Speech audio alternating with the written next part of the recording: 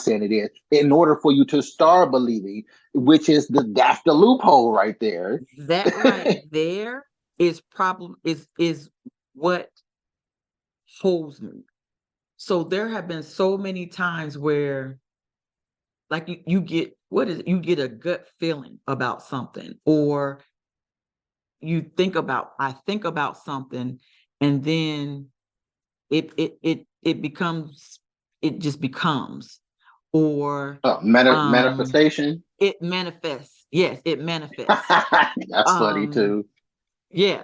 And so now it's like I believe more in manifestation. So now I think I've been studying more manifestation more than I Mm, have been, because mm. even the word, I think does the word say, as a man thinketh, so is he, as a man thinketh, so is he, right? And so then when I started changing just the way that I thought about stuff, because they said first God thought it and then he spoke it, right? And so I do believe in writing the vision and making plain. I do believe, but all that stuff doesn't necessarily mean that there's a God, right? So that still hasn't convinced me. I want to believe that there is, because that's what I've been taught. I want to believe that there is. And that's But the main. Oh, I'm sorry. then I I keep cutting question, you off. you know, but if he's all knowing and all that, why can't we live in the whole utopia? Why can't we live in that whole peaceful life and everybody's all hunky dory and everybody loves each other? Why does it have to be negativity? Because of the brainwashing of the Bible, the brainwashing of religion. Period. It don't make a difference what religion it is. It's brainwashing. Is the Bible says that the more you suffer, the more you become gloriful or Yes, to God's in God's eyes. And if you suffer, if you take the burden on to yourself upon yourself that really wasn't your burden, meaning other people's BS, that how I'm seeing yeah, it, that you're looked upon you're looked upon even more favorable than more just the so, people yeah, who's just favorable suffering. than somebody whose life is just bliss.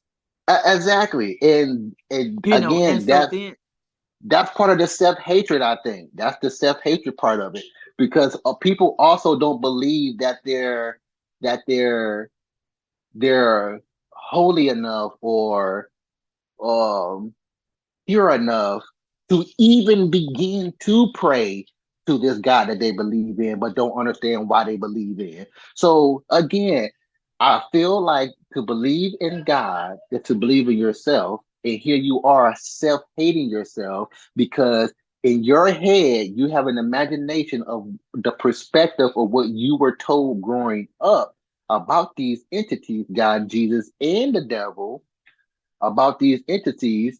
And as you're growing, you're like you said, I don't want to believe, or I want to believe, like the guy, I asked this guy, do you think God is part human?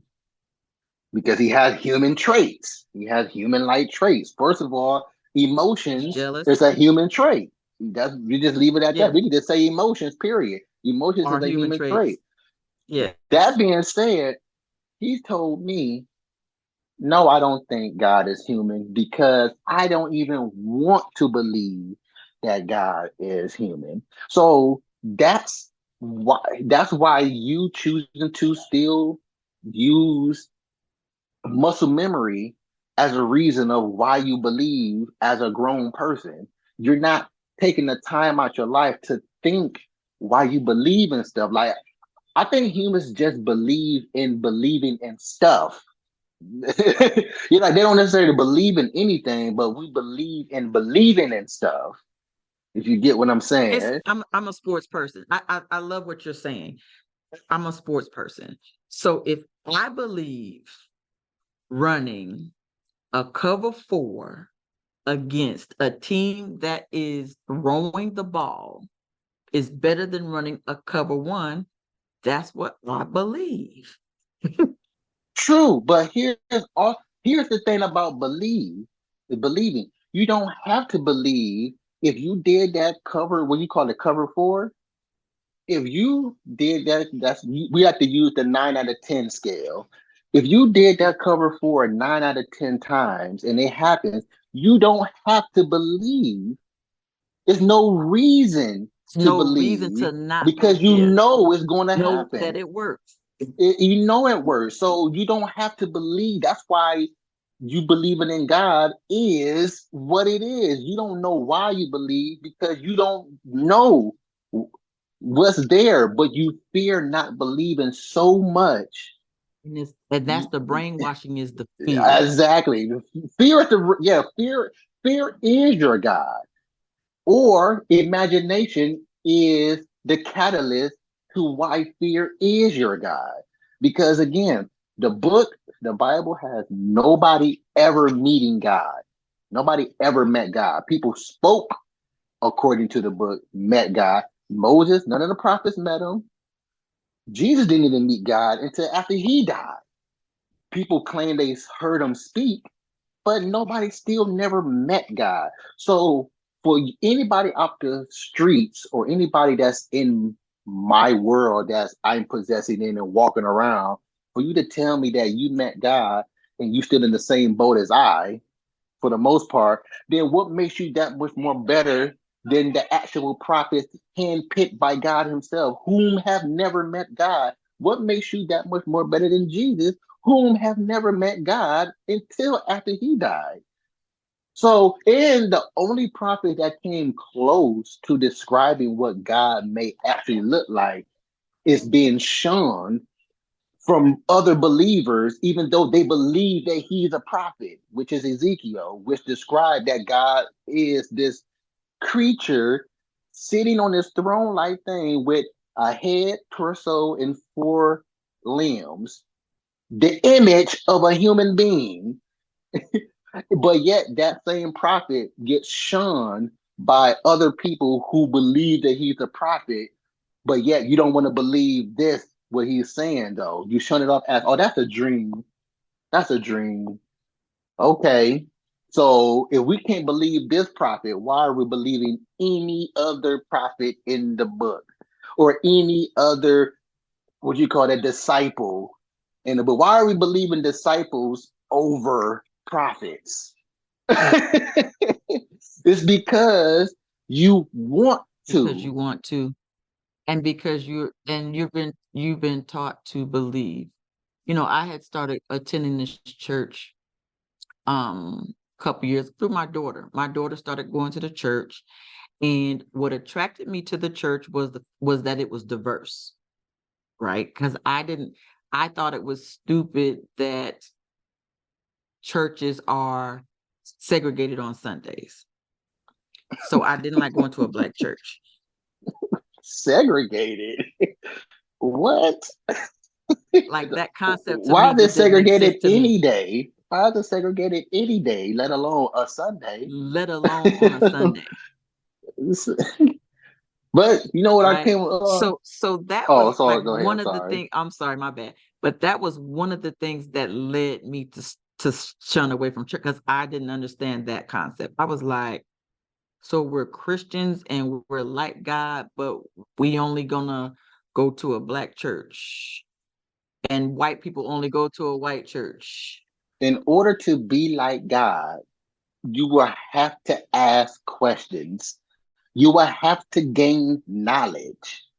That's the only way to be like God. And for you not to ask questions and to just blindly follow because what you believe in your imagination that a voice told you to say in or do is God, you're not asking any questions. Because again, if that same voice with your wholehearted beliefs, that same voice was to ask you to sacrifice a kid or a family member or a very much loved one that you give purpose in your life, you ain't gonna do it because you're gonna think that's ludicrous.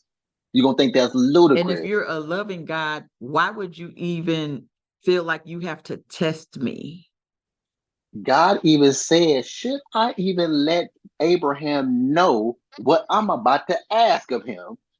Basically, God is contemplating deception.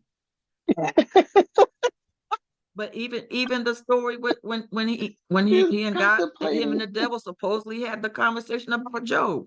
Well, go ahead and test my my, and Job went through hell. You know what I'm saying, if I'm Job and I go get into heaven, I'm for like, nothing, so this was a game? Like for nothing. And we I said it went through before all that because you had to prove, like, and why would God have to prove himself to the devil? because God Himself is psychotic. God is bloodthirsty.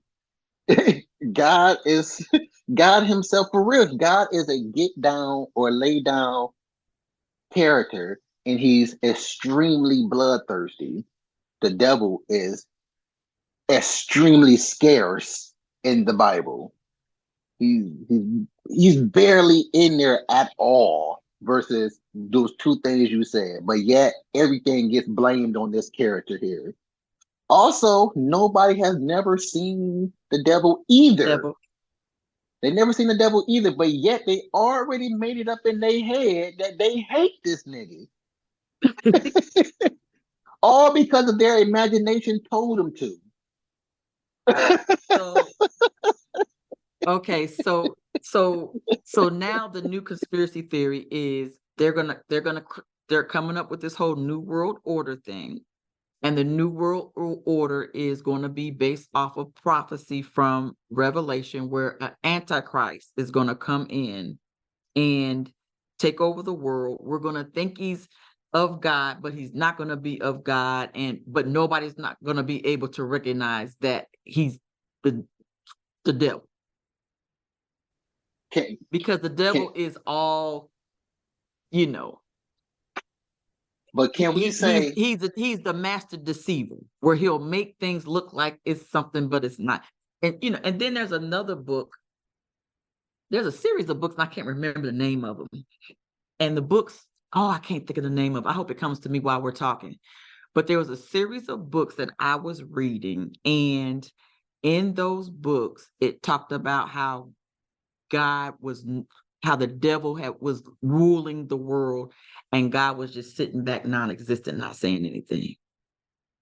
And so there was a period of time, or maybe we're in that time now where, you know, God is just kind of just letting the devil just have his reign over the world, and he's just sitting back, because that's what it looks like. but again, that's still But retarded. why would you do that if you're Exactly. God? Let's just say that there are actual people that wholeheartedly believe. Let's just say that they are there. You are supposed to be protecting them from all weapons formed against them. Basically, diseases and all of that. If it's a weapon, if it's used to take life, that's not supposed to prosper. But yet, here you are, we're going to let them go in the hospital for a little bit, but we ain't going to let it kill them. Well, that's damaging me. That's you showing that I did something wrong when you already told me, when I imagined you talking to me, that I was doing it all right. I'm believing you wholeheartedly. I already killed two of my kids for you. But yet here I am wholeheartedly believing in you, and I still can't make this mountain move, even though all I need is a mustard seed, though. And here you are would tell me that, oh, that's just a metaphor. Well, let's go with that. Let's say it is a metaphor. Why do you believe he's jealous then? Because that's the absolute only thing God has stated that he is. He never said that Just he's a jealous merciful. God. He never said he's loving. He never even said he cared about anybody. And actually, when you just go through the Bible, God ain't doing jack in the Bible but causing destruction. That's all he's doing is causing destruction throughout the whole entire. But God is like the cops now. You call 911, you let them know when everything is over with, and I'll be there. That's really similar to God. And again, that's why again I don't see anything logical to believe in this spiritually or religiously. And what you say makes absolute logical